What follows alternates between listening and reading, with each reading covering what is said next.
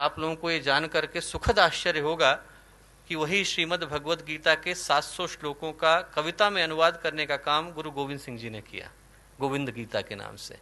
और जब आप गुरु गोविंद सिंह जी के जीवन को देखें तो ऐसा लगता है कि गीता में जो भगवान श्री कृष्ण ने युग की व्याख्या करी है वो उनके जीवन में साक्षात देखने को मिलती है।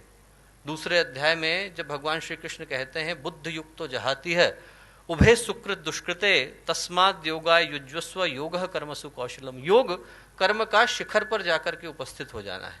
और वैसा ही जीवन गुरु गोविंद सिंह जी का था। उनके व्यक्तित्व का एक एक आयाम ऐसा लगता है जैसे हिमालय की चोटी पर जाकर के बैठ गया है। उनके विषय में बोलें तो ऐसा लगता है जैसे भगवान कृष्ण या गुरुदेव के विषय में बोल रहे हैं। 3000 के करीब पुस्तकें गुरुदेव ने लिखी, 24 गायत्री के महापुरुष चरण करे, इतना बड़ा संगठन खड़ा किया, साधक थे, संत थे, तपस्वी थे। व्यक्तित्व का हर आयाम शिखर पर था। और वैसा ही गुरु गोविंद सिंह जी के विषय में बोलते हुए लगता है। और दो अद्भुत सोचें गुरु गोविंद सिंह जी इस देश को, इस राष्ट्र को दे करके गए। पहली, राष्ट्र के प्रति अगाध निष्ठा, अटूट भक्ति। आज यदि इस देश की पश्चिमी सीमाएं इतने सारे आक्रमणों को झेलने के बाद भी बिना किसी खरोंच के खड़ी हैं दोस्तों, तो उसके लिए यहाँ की भूमि, यहाँ की मिट्टी, यहाँ की धरती, यहाँ का आकाश, यहाँ का पानी, यहाँ की वायु एक एक सिख का कर्जदार है। एक एक सिख का, खालसा का कर्जदार है, गुरु गोविंद सिंह जी का कर्जदार है। क्योंकि राष्ट्र के लिए अपने आप को बलिदान कर देना उनने अपने स्वयं के परिवार से सिखाया। 4 पुत्र थे, 2 हत हो गए, 2 को चिनवा दिया गया। एक जो पुत्र थे युद्ध में मारे गए। जो चौथे सबसे छोटे थे लौट करके घर आए।